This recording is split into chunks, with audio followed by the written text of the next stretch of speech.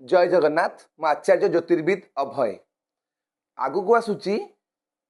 बृहस्पति चलन जानी तो ये मे 14 राति 10:33 रे बृहस्पति मिथुन राशि को संचार हेबे तार किसी उपचार नहीं बहुत क्लाइंट मैंने आसी पचार सार मोर किसी असुविधा हम कि बृहस्पति चलन रे धनहानि प्राणपीड़ा हम कि सुंदर उपचार मुख्यतः जो जो राशि खराब अच्छी कथा मुझे मेष राशि कर्कट राशि बिछा राशि मकर राशि और मीन राशि एमानकर अत्यंत अशुभ अच्छी आंकर निवारण निहाती आवश्यक आउ सब जो राशि रहा तार भी प्रतिकार कहबी किंतु मुख्यतः ए राशि मानकर प्रतिकार से जो राशि मान कथा कहली जो खराब से माने ब्रह्मदृष्टि गछ गोटे आनी घरे ईशान कोण रे लगातु से गछरे डेली का डेली किसी पानी रे हलदी पकई मिश्री पकई से गछरे ओम ब्रह्म बृहस्पति नम ए मंत्र को 27 थर पढ़ी सकाळु पानी दियंतु ता सहित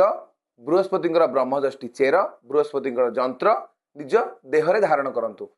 बुधवार दिन पड़ुवा हेतु तापर गुरुवार दिन से बुधवार गुरुवार शिव मंदिर दर्शन करी से डेउरिया को पूजा करी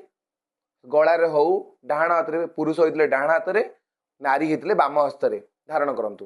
कोउथरे धारण करिना पित्तल डेउरिया हो किंबा सुनार डेउरिया हो या सहित बृहस्पति से दिन गोटे घरे छोट हुमटे करंतु ब्राह्मण डकई किसी हलदिया वस्त्र हलदिया मिठा हलदियार जेकोसी पूजा सामग्री जिनस ब्राह्मण को दान दियंतु या सहित डेली का डेली बृहस्पति बीज मंत्र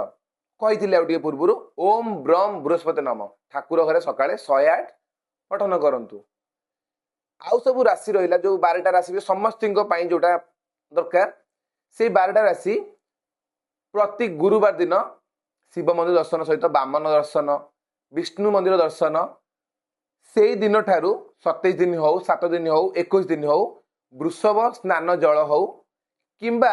हस्ती गज जेकोसी मंदिर थी कि नेचुरल हस्तीर गाधुआ पानी से स्नान करंतु जेबे कंप्लीट हो 27 दिन कि 7 दिन 21 दिन नई पाखक कि बही जाऊा पानी रे गोटे नड़िया 3टा कदली पानी मुंडरे लगे बही जाऊा पानी रे भसई दियंतु एसबू तो करेंगे निश्चित छोट छुआ मानू किसी खाद्य बंटन करंतु प्रतिकार करंतु खुशी रुहंतु राधे राधे।